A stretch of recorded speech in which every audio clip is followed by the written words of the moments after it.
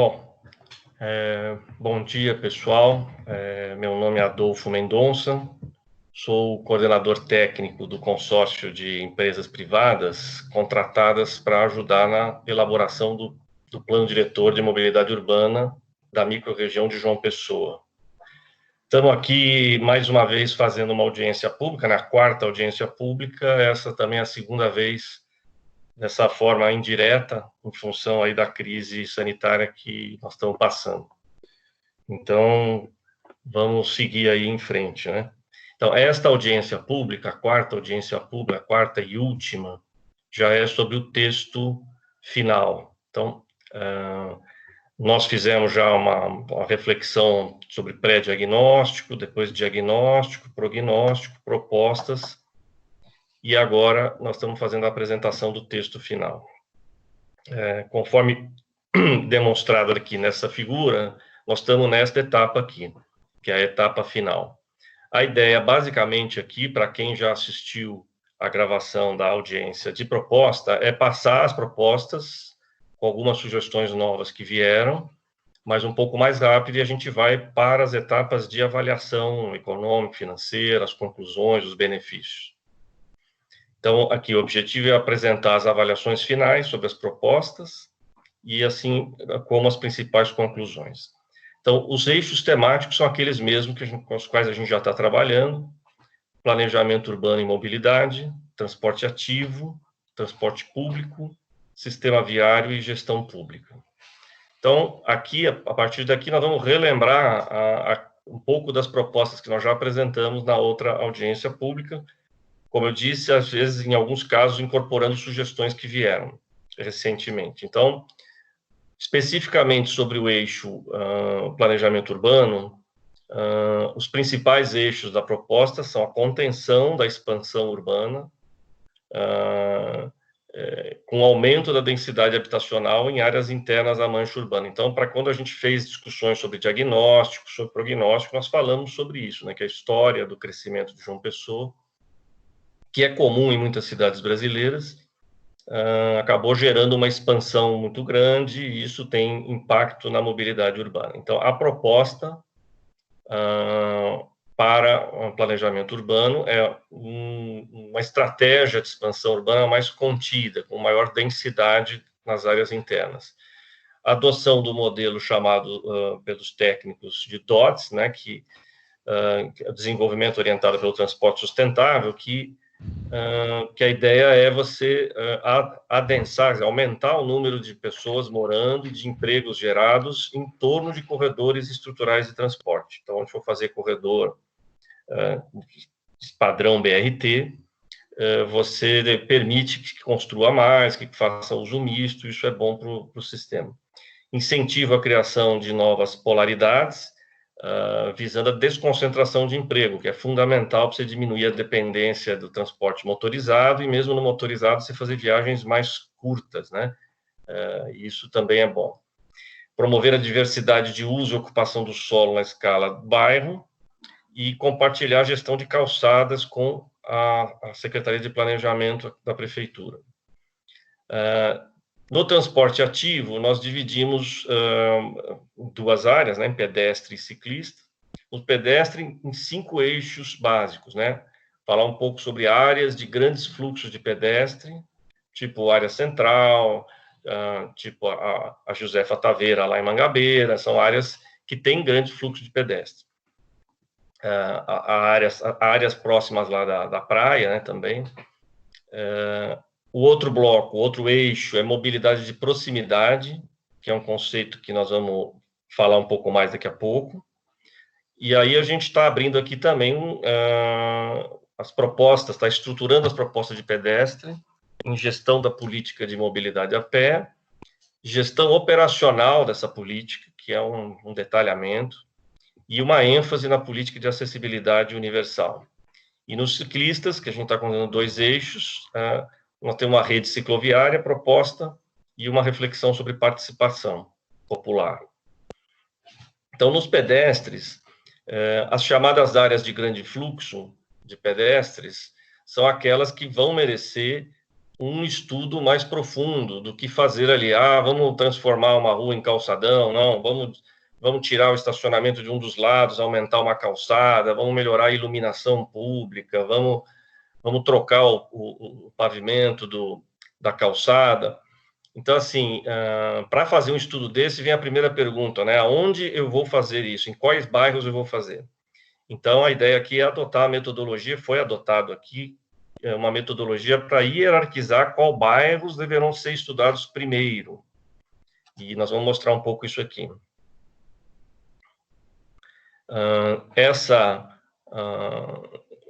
Esse mapa que está aqui é exatamente a proposta de hierarquia de bairros. Então, nós usamos uma ponderação de 3 indicadores para escolher qual bairro deve ser estudado primeiro como um lugar de muito uso de pedestre. Um é um indicador chamado intensidade de uso, que ele vem da quantidade de viagens caminhados a pé, é um subproduto da OD, a gente consegue tirar essa informação da OD dividido pela quilometragem, pela extensão viária do bairro. Depois a gente tem um dado que vem das tabulações de acidente, que são a quantidade de mortes de pedestres naquele bairro, e depois uma relação que a gente chama de periculosidade, que é uma relação entre o número de mortes por quilômetros totais caminhados. Porque às vezes você tem um lugar que tem muito pedestre, mas ele está muito bem sinalizado, não tem muita morte, não tem... Então, aí... e tem outro bairro que não tem tanta gente andando, mas tem muita morte de pedestre. Então, deve ser um problema específico de geométrica. Então, a ponderação desses 3 indicadores permite com que a gente escolha os bairros. Então, essa figura aqui do lado mostra que quanto mais escuro está o bairro, ele está numa primeira hierarquia. Então, a hierarquia número 1 são esses aqui de vermelho escuro, a hierarquia 2 são esses de laranja, e assim sucessivamente. Em relação à mobilidade de proximidade, a mobilidade de proximidade, a gente está dando esse batismo, esse nome, é aquela mobilidade associada às atividades que se faz a pé próximo da residência. Então, ir para a escola e voltar, né, com criança pequena, ou ir para o posto de saúde, ou ir para uma praça, ou ir mesmo para um comércio mais próximo, e também ir, eventualmente, para o ponto de ônibus, por exemplo. Isso é uma caminhada de proximidade, apesar da distância, depois a pessoa vai fazer um deslocamento com ônibus, mas ele está indo a pé até o ponto de ônibus. Então, aqui tem uma proposta que nós estamos apresentando de construção de calçadas nos bairros. Então, aqui nós temos, para 2028, a proposta é que todos os bairros da cidade vão ter pelo menos 65% de existência de calçadas nas suas ruas. Então, este bairro mostra, quanto mais escuro a cor, mais quilômetros de calçada vão ser executados até 2028. Então, óbvio que está aqui mais na franja sul do município, e também Portal do Sol, são regiões, inclusive, de mais recente urbanização. Então, eles têm uma quantidade de ruas sem calçada maior do que, por exemplo, a área central de João Pessoa, que é a parte branca dos bairros, são bairros que hoje já têm 65% ou mais do seu sistema viário com calçadas. Para 2038, esse percentual vai aumentar. Então, antes era 65%, agora passa a ser 85% das calçadas deverão ter bairros, deverão ter calçadas, né? Então, da mesma forma, os bairros que estão em brancos são os que hoje já têm mais de 85% do sistema viário com calçada. E esses mais escuros são os que vão receber maior quantidade de quilômetros para poder atingir essa meta de 85% do sistema viário com calçadas. Agora, um outro eixo da proposta de pedestre é a gestão da política de mobilidade a pé. Então, aqui a ideia é criar um comitê gestor de calçadas, que será coordenado, ou seria coordenado pela CEMOB, com participação de representantes das demais secretarias envolvidas, CEPLAN, CEDUB, porque, para quem conhece ou para quem já pesquisou sobre o assunto, né, a questão de calçadas e pedestres, ela tem uma série de órgãos que fazem a intervenção. Então, você tem um órgão que aprova a obra, que verifica se a calçada está boa, se existe calçada, se foi feito meio fio, se se uma concessionária de luz ou água quebrou a calçada, vai consertar ou não. Então, a ideia é que a gente crie um comitê gestor de calçada para fazer a fiscalização, mas também para fazer aquela meta anterior de crescimento de calçada, né, de quantidade de calçadas. Garantir qualidade de calçada compatível com as normas, e também maior capacidade de fiscalização e manutenção, né, das calçadas. Promover capacitação de técnicos para fiscalização das calçadas e publicação de uma cartilha para os cidadãos sobre como construir, reformar e manter as calçadas.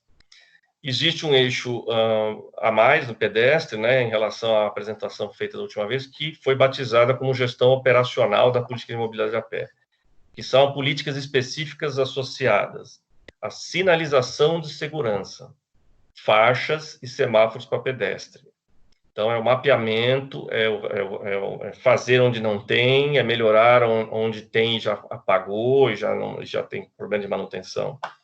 Então, é um eixo de gestão operacional, você tem a sinalização de segurança, fiscalização para a existência de calçadas, sobre veículos que estão obstruindo a calçada e fiscalização também sobre o respeito a faixas e semáforos de pedestre.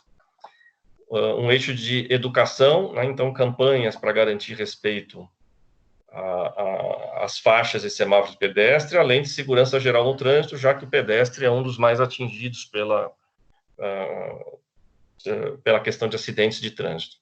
E participação popular também nessa gestão operacional da política de mobilidade a pé. A ênfase da política em acessibilidade universal, também essa aqui, como a gente já tinha colocado na outra audiência.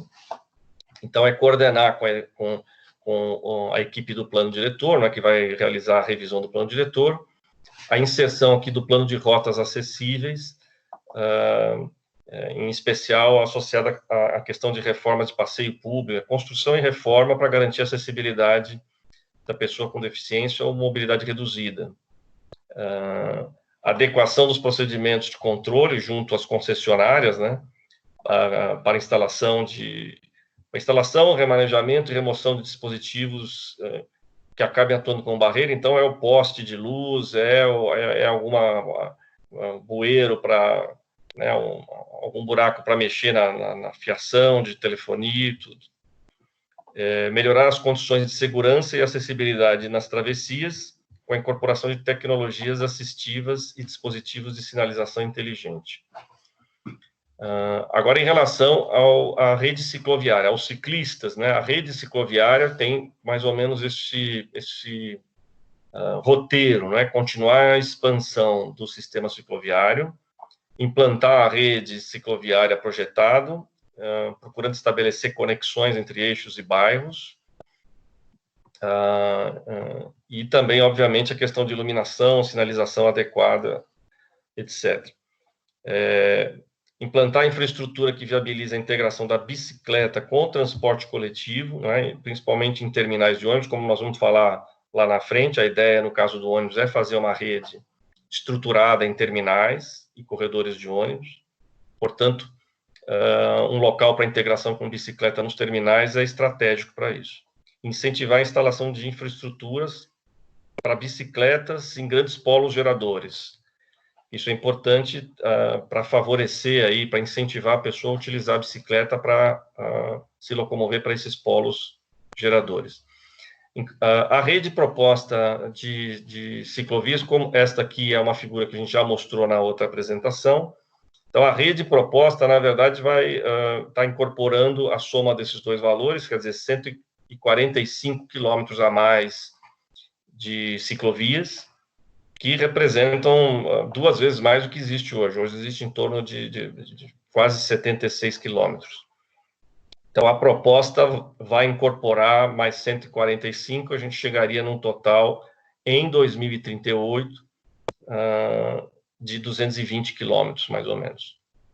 E participação popular, que era o outro eixo da questão da bicicleta. Então, e através da participação popular, procurar atingir as demandas dos deslocamentos e efetivar o planejamento cicloviário participativo. Bom, as propostas de transporte coletivo também foram divididas mais em grupos, né, para efeito de apresentação. Então, aspectos gerenciais e operacionais que estão associados a isso: financiamento barra tarifa, algumas reflexões sobre o órgão gestor, o aprofundamento do conceito de rede e a questão do meio ambiente. E aí temos também um pacote de intervenção física, que tem a ver com a implantação de BRTs, que são faixas exclusivas à esquerda, né, junto ao meio-fio, normalmente, das avenidas, implantação de faixas exclusivas, que são faixas à direita, implantação de terminais de integração e reorganização da rede. Então, os aspectos gerenciais que estão citados aqui, nós vamos abrir um pouquinho mais aqui. Ó. Financiamento, tarifa, a ideia é fazer estudos para que, de forma a criar fontes alternativas de financiamento do transporte coletivo. Então, esse é um dos problemas sérios, né, que está sendo discutido no Brasil inteiro, em que os sistemas de transporte não conseguem mais ser financiados pela tarifa. E por uma série de razões, né? Seja porque os custos dos transportes sobem e, obviamente, porque a capacidade de pagamento das pessoas fica ainda restrita. Então, no Brasil inteiro estão se discutindo a criação de fontes alternativas para financiamento do transporte público. Melhorar a transparência na apuração dos custos operacionais e incluir novas formas de remuneração dos operadores, incorporando conceitos de qualidade e de desempenho, né? Em relação ao órgão gestor, propostas estão estruturadas garantir o papel do órgão público fiscalizador e aplicador de sanções e aprimorar o aplicativo de transporte e massificar a divulgação do seu uso. Ainda dentro das intervenções gerenciais e operacionais, eu estou indo um pouco mais rápido aqui, pessoal, porque aqui a gente já falou na outra apresentação, né? Mas a gente achou melhor também falar de novo aqui para relembrar e associar depois com os critérios de avaliação dessas propostas que nós vamos apresentar depois. Então, intervenções gerenciais e operacionais, aprofundamento do conceito de rede, né? Então, aqui a ideia é, ao fazer um sistema tronco alimentado, com um terminal, uma linha estrutural, linhas alimentadoras, é fazer incentivo à integração do transporte público por ônibus com outros modais da cidade, inclusive modal individual, motocicleta, automóvel, também podendo integrar em terminais. A unificação do sistema de bilhetagem, considerando todos os operadores, e massificação das informações sobre as regras de integração. Em relação ao meio ambiente, a ideia é incentivar o desenvolvimento científico-tecnológico para uso de veículos menos poluentes, né? Seja através da tecnologia veicular interna e o tipo de energia que ele vai usar. A partir daqui, nós vamos mostrar as intervenções físicas que vão estar apresentadas a seguir, né, no mapa. Nós vamos falar de corredores de ônibus, né, que são com faixas à esquerda, estilo BRT, né, depois faixas exclusivas à direita, que são um pouco mais simples, e terminais de integração e reorganização da rede que está associada a isso. A hora que eu faço um BRT, por exemplo, é comum a gente fazer um terminal ou terminais que recebam as linhas do bairro, as linhas alimentadoras, e dali você concentra a demanda e cria linhas que fazem, linhas estruturais, troncais, que fazem atendimento ou radial ou perimetral, permite que as pessoas tenham mais diversidade de destinos, mesmo tendo uma só linha dentro do bairro dele. Ele acaba chegando no terminal e tem mais opções, pode ir por uma ligação direto, por exemplo, alguém da Zona Sul pode ir direto para as praias sem ter que ir ao centro, né? Não tem que ir do sul até lá, a Lagoa, e de lá pegar um ônibus para ir Epitácio, pessoa até a praia. Já vai direto com uma linha perimetral. Então, aqui são os BRTs que estão propostos, e aqui acho que nós vamos falar quando chegar ali. Bom, esse primeiro que está colocado são os BRTs que já são de conhecimento de muitos aí em João Pessoa, porque estavam num plano feito alguns anos atrás, que é um plano de corredores BRT. Este é o BRT da Avenida Cruz das Armas. Esse número 2 é o da Pedro II, que vai até ali a entrada da Mangabeira. O da Epitácio Pessoa. O da Tancredo Neves, fazendo a ligação da região ali do Bessa com o centro. E esses aqui é que são novos, né? Então, a ideia é que não, novos, eu digo, não estavam na previsão daqueles planos feitos anteriormente. Seria um corredor de ônibus na Avenida Hilton Souto Maior, e principalmente esta é a grande novidade, talvez uma das mais de mais simbolismo em termos de infraestrutura, que é a proposta de transformação do trecho urbano da BR-230 em uma via de uso urbano. Então, a ideia aqui, e lá na frente nós vamos mostrar, é propor a construção de um anel rodoviário aqui por trás, e a partir desse momento que este trecho urbano na cidade de João Pessoa, da BR-230, seja transformado numa via urbana. Hoje ela tem é uma via com características rodoviárias, mas na prática ela funciona muito mais como um tráfego urbano. Então, a ideia é que esta reformulação aqui, que está marcada em verde, esse eixo aqui da BR-230, tenha uma reformulação de forma que ela tenha uma seção viária, né, a via, a avenida, fique... É claro que isso aqui é uma definição média, né, tem lugares que não vai ser exatamente assim, mas a princípio ficaria com um corredor exclusivo para o ônibus, no meio, depois mais 3 faixas para o tráfego geral, depois mais uma ciclovia e um conjunto de calçadas. Então, como eu disse, obviamente que isso é uma seção genérica, ela pode variar de um lugar para o outro, depende do projeto. Então, esta intervenção, ela também tem um aspecto importante, que é de contribuir naquela discussão anterior que nós falamos do urbano, né? Por quê? Porque você, ao assumir esse espaço aqui, esse viário, como uma via da prefeitura, ele também pode ser explorado no plano diretor como um grande eixo de adensamento para habitação e comércio e serviço, de forma a descentralizar, até criar uma espécie de barreira, não é bem essa a intenção, barreira, mas na medida em que eu consiga criar empregos aqui, mesmo moradia, eu diminuo a necessidade de movimentos muito longos. As pessoas que moram na região sul podem, eventualmente, ter empregos aqui, não precisam ir até o centro, não precisam até Epitácio, não precisam ir até a região da Orla. Então, é uma intervenção, no caso, a BR-230, que é de transporte público com corredor, é de sistema viário também, com reestruturação da via, mas ela é também um eixo grande com potencial para desenvolvimento urbanístico. As faixas exclusivas, elas vêm aqui para complementar um pouco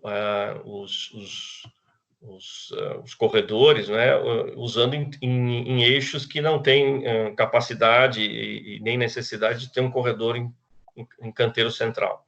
Então, ela tem uma faixa exclusiva aqui na parte de cima, né, que é a complementação do corredor Tancredo Neves, aqui na região do Bessa. Tem uma segunda faixa, que é uma ligação, um segundo conjunto de faixas, que é uma ligação entre o corredor Pedro II, aqui embaixo, e o terminal Aeroclube. A terceira ligação é entre os terminais Pedro II e Aeroclube, aqui por trás, né?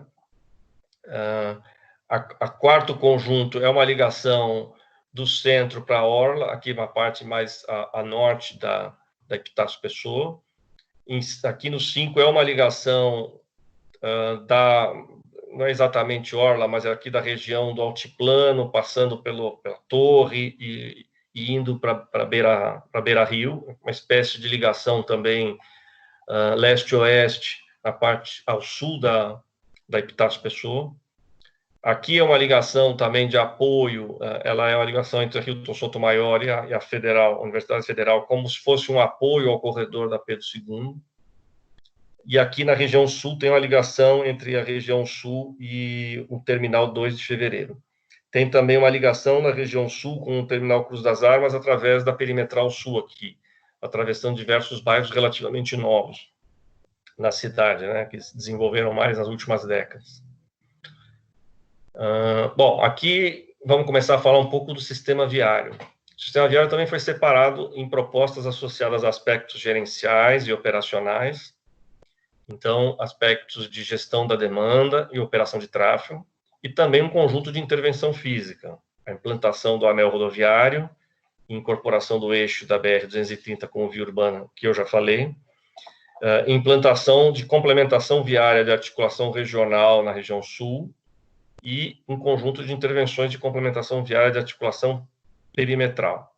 Aspectos gerenciais e operacionais, na gestão da demanda, uma das recomendações em termos de proposta é a discussão sobre horários alternativos de serviços e intervenções nas vias. Então, aquela história de você programar atividades como manutenção da via, manutenção geral, corte, poda de árvores ou tirar mato, etc., em horários que não atrapalhem o pico de demanda. Priorizar a criação de estacionamentos junto a terminais de transporte público, então, é aquilo que eu já tinha falado antes também, é a possibilidade de se criar estacionamentos para automóveis e motocicletas em terminais de ônibus, a pessoa usa o carro e a moto só para ir do terminal até a casa dele, mas para ir na cidade ou para destinos maiores, ele usa o sistema de transporte por corredores. Criação de legislação específica de controle de estacionamento em via pública e em recuo frontal de empreendimentos. E criação de lei específica de polos geradores de viagem. Ainda dentro dos aspectos gerenciais e operacionais, nós temos aqui operação de tráfego.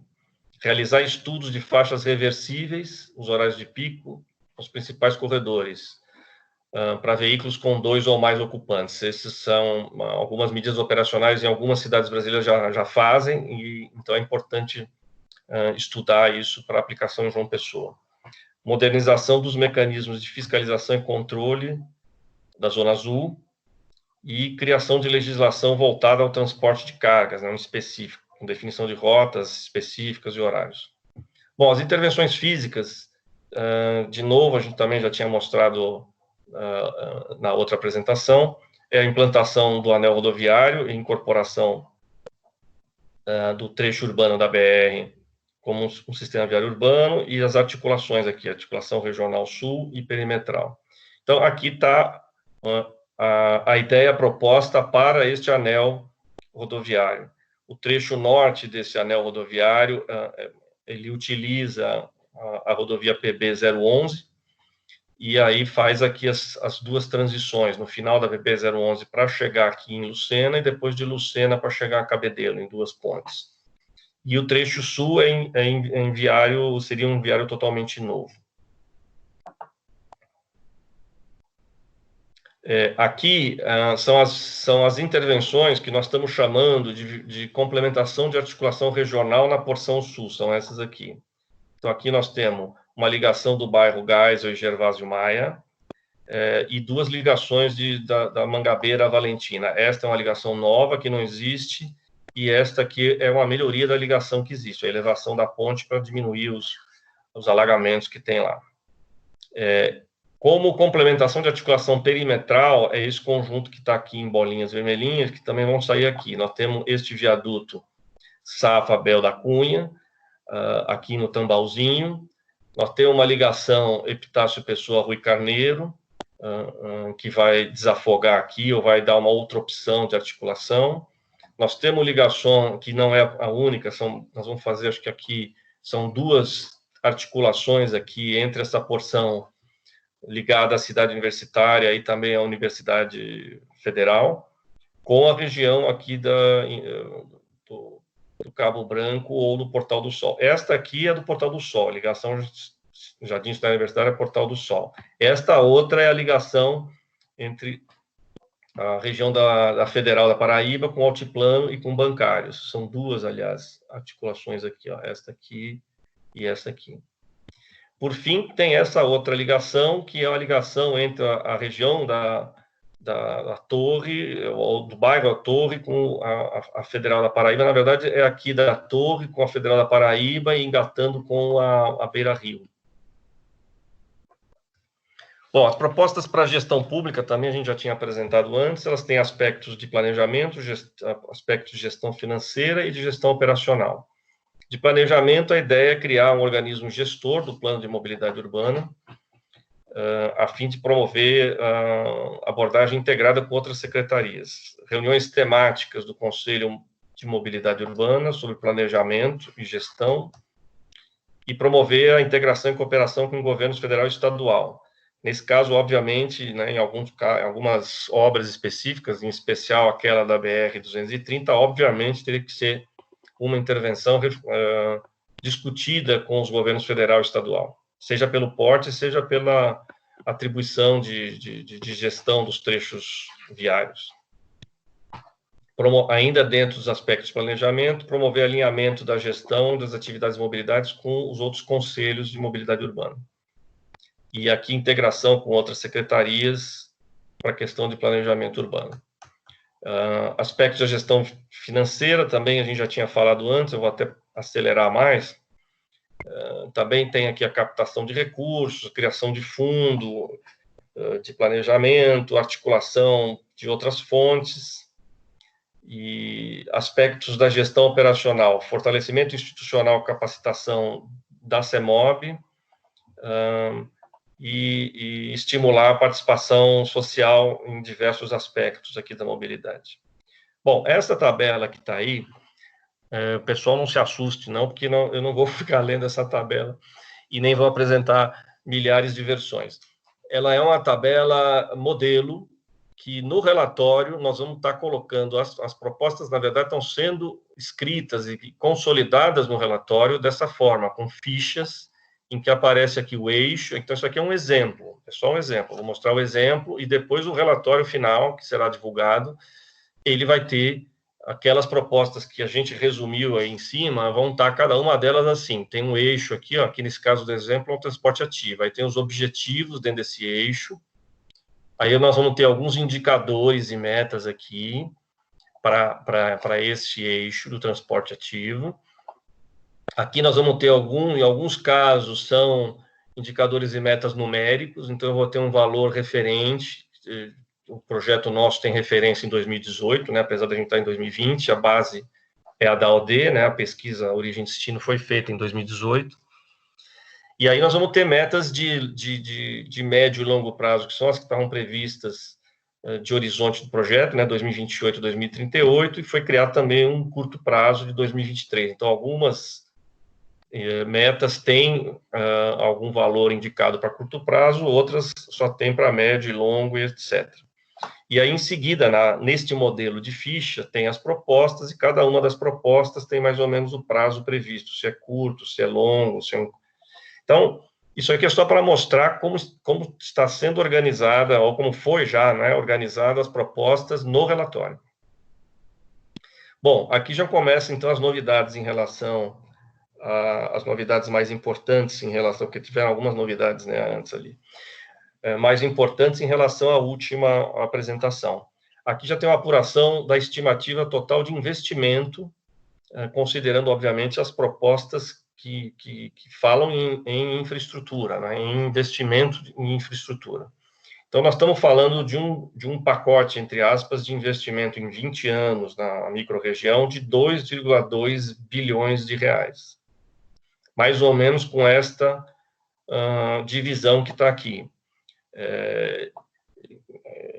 Quando alguém fala que, pô, mas só 138 transporte ativo, mas também tem que lembrar que tem aqui, ó, no custo da reformulação da BR, que está aqui como sistema viário, tem as calçadas da BR. Em outros também, aqui quando tem um sistema viário de apoio à faixa exclusiva, é uma reformulação das vias que vão receber as faixas exclusivas e que vão receber também calçadas novas, etc. Então, isso aqui é só um pouco só para a gente ter uma ideia dos valores e ordem de grandeza. Tem uma estimativa preliminar, aliás, todas elas são mais ou menos preliminares, lembrando que o plano diretor, né, o nosso plano aqui, ele aponta uma linha e uma ordem de grandeza, então não é exatamente este valor. Então, para fazer cada uma dessas obras, precisa depois de um projeto funcional, de um estudo funcional, para apurar, inclusive, os custos. Então, nós estamos falando aqui, temos estimativas, em alguns casos a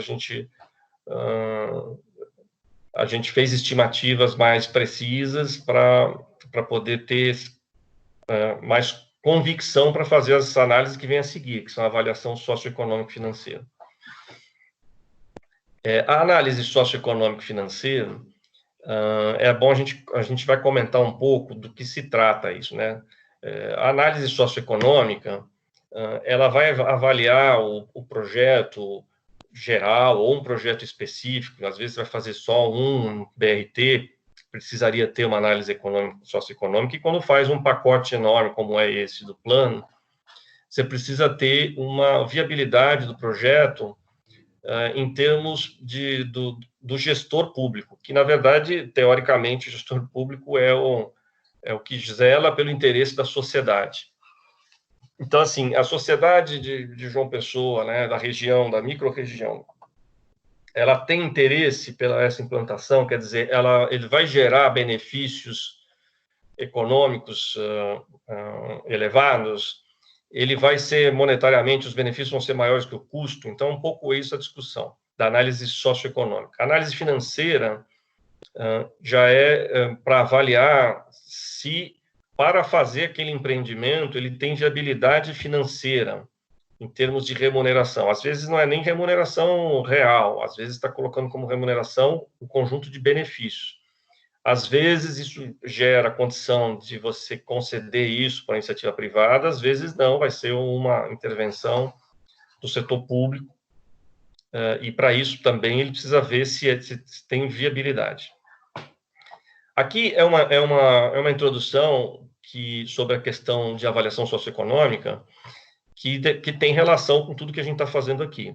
Então, assim, um conjunto de intervenções em mobilidade urbana, né, quando se faz avaliação socioeconômica na área de mobilidade urbana, né, o ideal é que o empreendimento aqui em mobilidade urbana, ele seja otimizador. O que quer dizer? Que ele tenha condição de, ao reestruturar o transporte público ou até o individual, no caso do transporte público, quando você faz uma intervenção dessa com terminais e corredores, a hipótese é que você está racionalizando o custo, você está reduzindo a sua frota e aumentando a eficiência.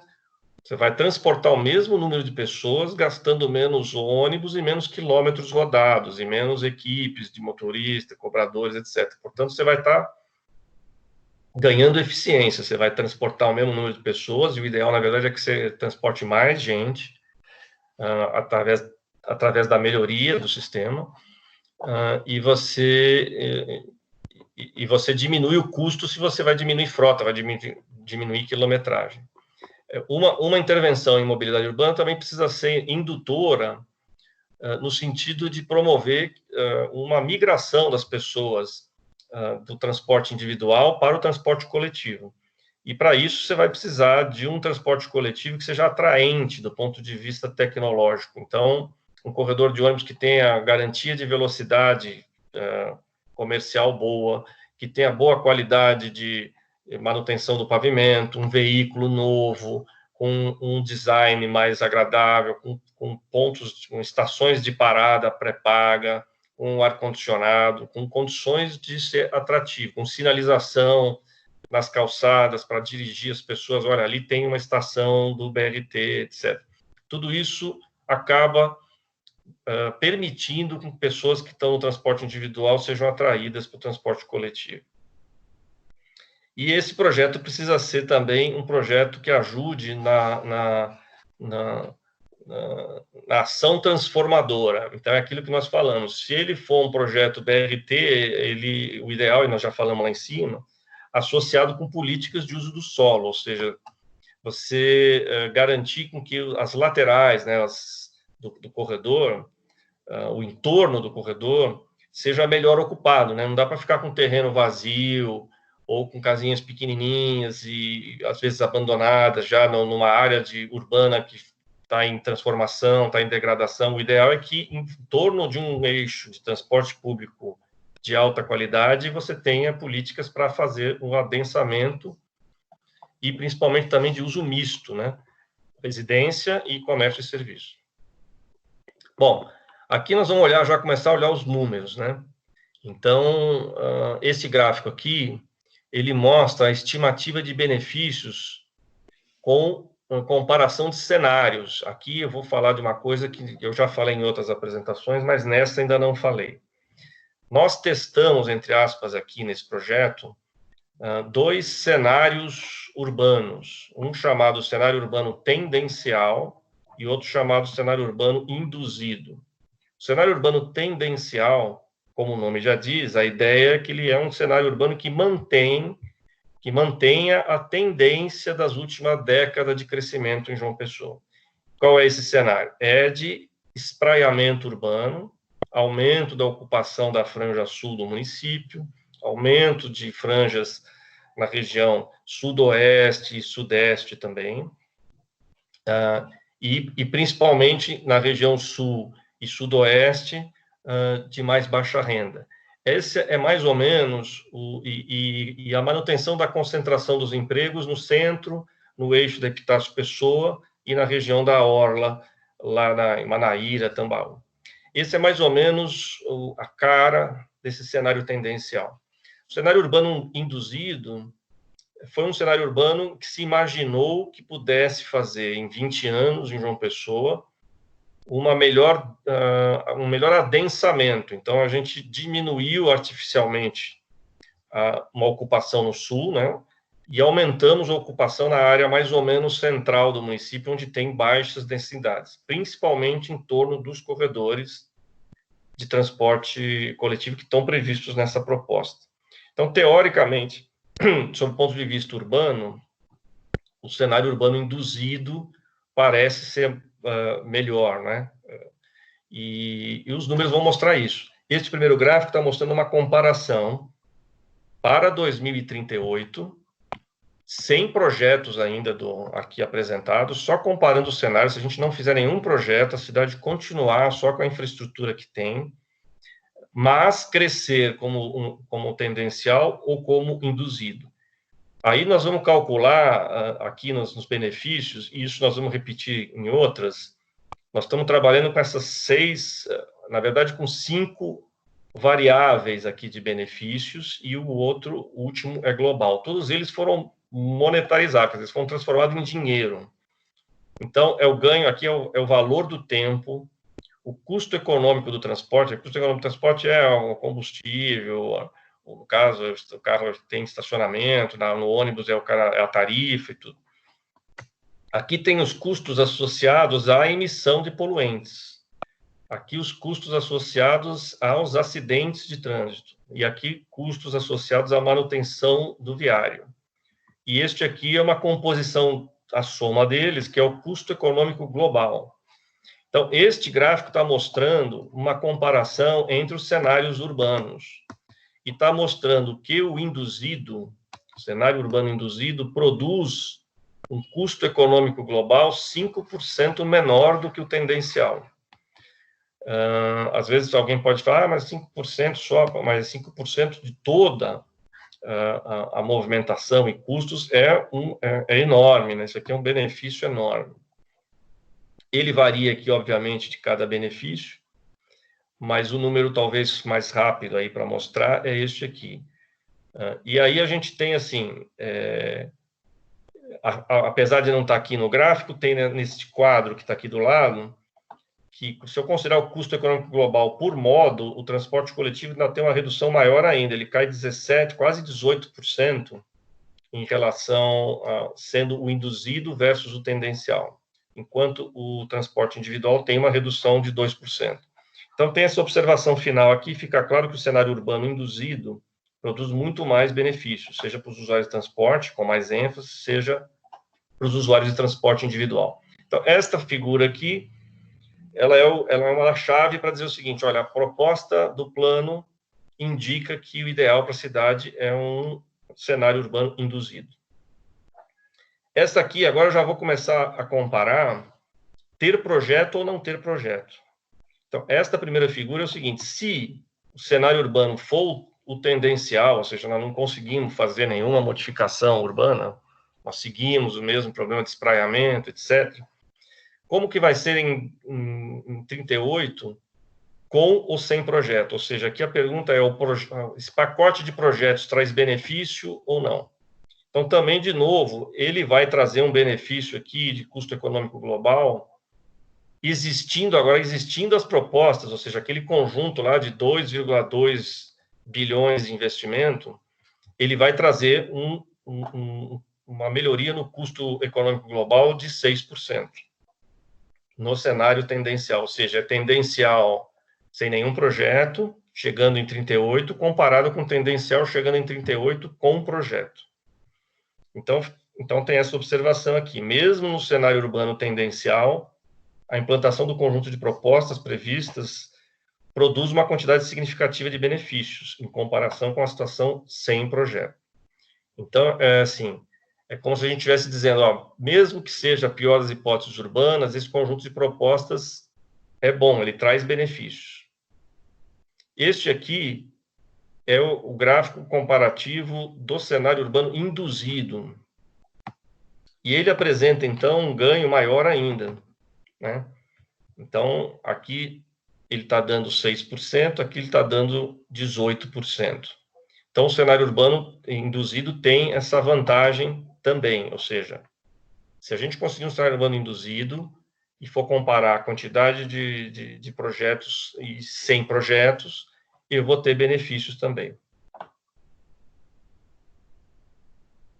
Aqui é só para ter uma ideia, que, assim, considerando aqueles benefícios lá, esses 5 que estão aqui, ó, o valor do tempo, etc., como é que eles se compõem no total de benefícios? Então, você vê que a grande parte dos benefícios é medido, quem tem influência maior, ou o indicador maior aqui, é a economia de tempo. Então, obviamente que no caso de mobilidade, é para isso que a gente, muitas vezes, é para isso que a gente faz o plano de infraestrutura, que é para diminuir o tempo gasto no processo de mobilidade. E o segundo grande pedaço aqui da pizza é a redução do custo fixo da prestação dos serviços. Então, no caso, isso aqui está muito associado à existência de corredores, portanto, aumentou a velocidade comercial, eu consigo dar mais viagens com o mesmo ônibus, com o mesmo motorista, cobrador, etc. Bom, essa é uma dos slides chaves, né, que ele apresenta os indicadores da avaliação socioeconômica. Esses indicadores normalmente são usados assim para quem mexe mais tecnicamente com essas avaliações, fala, deu certo, não dá para fazer. Então temos aqui taxa interna de retorno, é como se fosse é como você vê assim, se existisse alguém para investir nesse pacote e ele conseguisse botar no bolso todos os benefícios que dão, ele seria remunerado como, né? Seria um bom investimento para essa pessoa fictícia? A gente sabe que não existe porque tem um monte de benefícios que são diluídos pela sociedade. Então, ele tem números muito altos aqui. É como se fosse o cara fazendo uma aplicação e ganhando, sei lá, 40% ao ano aqui de taxa interna de retorno, que é bem alto.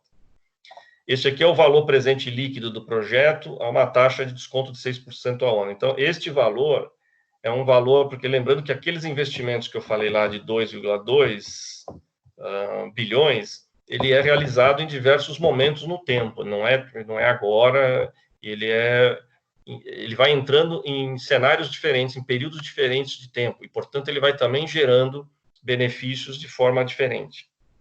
Então, estas relações aqui também são importantes, a relação benefício-custo em termos absolutos e uma relação benefício-custo a valor presente líquido.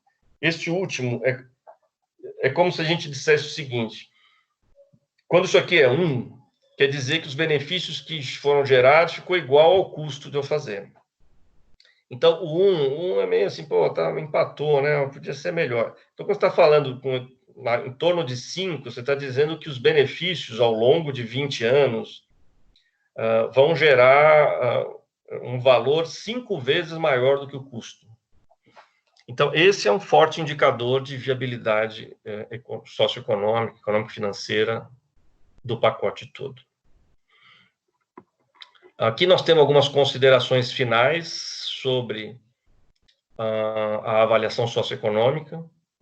Então, os indicadores socioeconômicos, eles apresentam que eles estão mostrando que eles têm relevância social. um conjunto de intervenções, ou seja, que eles são bons, né, nesse aspecto socioeconômico, eles geram bastante benefício. E aqui está dizendo, a gente está colocando também que a distribuição de benefícios tem equilíbrio entre benefícios associados à sociedade em geral, que é o ganho de tempo e qualidade do uso, e os órgãos públicos, custo de manutenção do sistema viário, custos com saúde pública, advindo de acidentes e problemas respiratórios, e também remuneração das empresas operadoras. Então, sob esse aspecto aqui, esse conjunto de intervenções mostrou viabilidade socioeconômica financeira. Aqui, já partindo para o final e apresentando as conclusões finais, também tem a última fase, aí, uma última etapa do PDMU, que vai estar no relatório. Né? No relatório vai ter, nós vamos estar colocando os indicadores de desempenho, né, para criar mecanismos de monitoramento do plano diretor. É uma da última etapa. Você lembrar aquela lá no começo da apresentação, faltava lá o monitoramento, é este capítulo. Nós vamos usar, ele está um pouco naquela ficha que eu mostrei, naquela ficha tem os números dos indicadores e quais são em cada um desses eixos temáticos, e nós estamos trabalhando com essa quantidade aqui de números de indicadores de desempenho para cada um desse eixo temático. Essas conclusões estão aqui, são as mesmas que eu tinha apontado antes, e em seguida nós vamos consolidar, né? Então, de uma maneira bem resumida, o eixo temático planejamento urbano e mobilidade, ele está claramente apontando a vantagem, a necessidade, ou o que seria ideal é a adoção de medidas visando um cenário urbano induzido para a microrregião de João Pessoa. Em relação ao transporte ativo, é também bem simplificado a adoção das medidas recomendadas, seja aquelas de gestão, de estudos, seja aquelas físicas. Temos metas lá sugeridas para construção de calçadas e depois metas para realização de estudos de melhoria em calçadas também, e também temos uma meta de rede de ciclovias. O transporte público também, implantação do conjunto de intervenções físicas, operacionais e de gestão recomendadas. Então, todo aquele conjunto de corredores em BRT, padrão BRT, todo aquele conjunto, e junto com BRT, terminais, né? Terminais, BRT, estações, que ficam no meio do caminho, dos corredores, e também o conjunto de faixas exclusivas.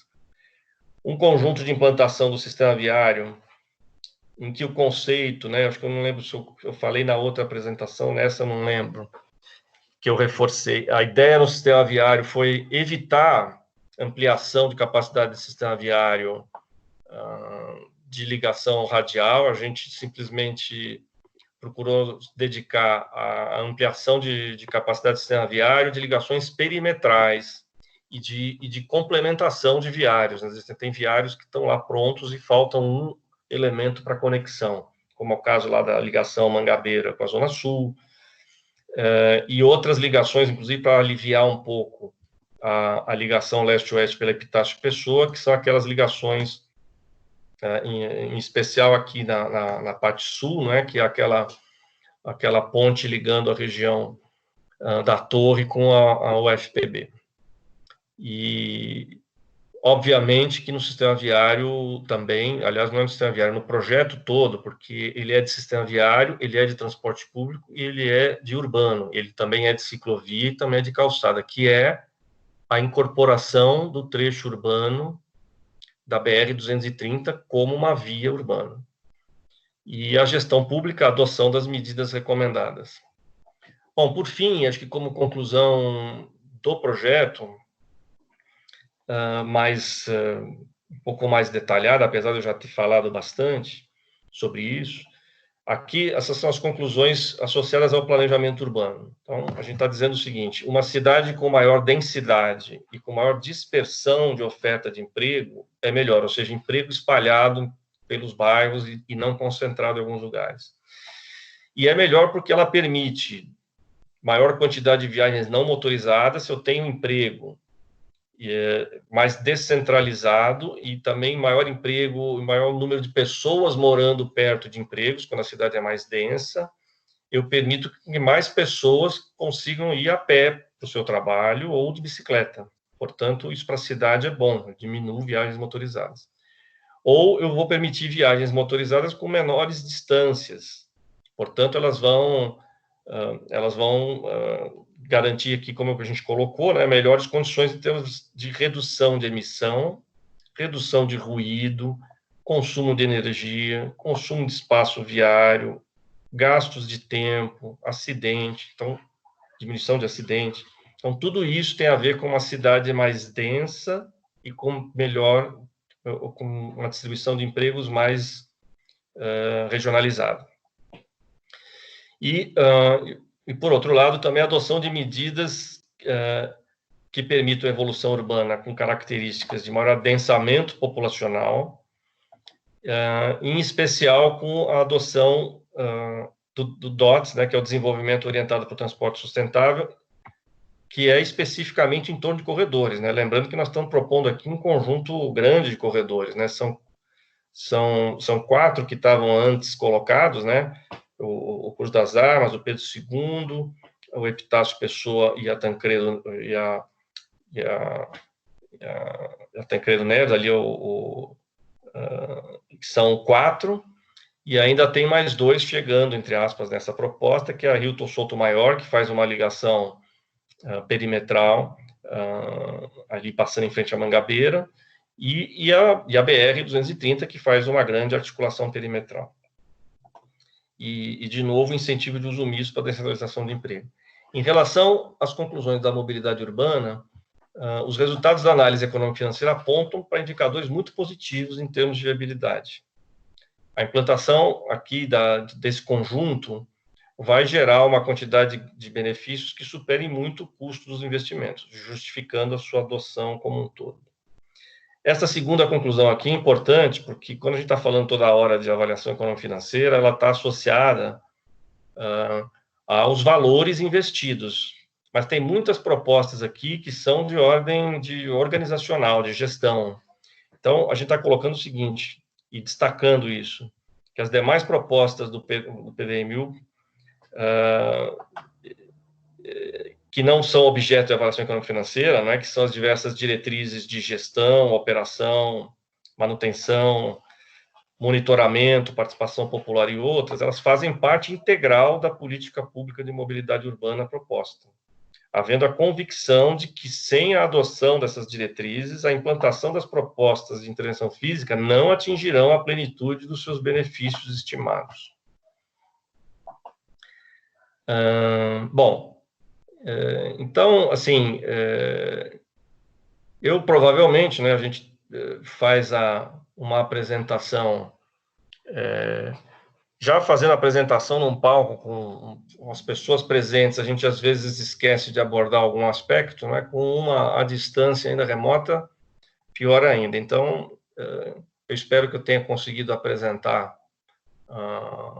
as características do plano, e estamos abertos a ouvir aí os comentários e contribuições nessa reta final de execução do plano. Então, eu queria agradecer aí a atenção de todos e dizer, então, que está encerrada aí a apresentação da 4ª audiência pública. Um abraço a todos.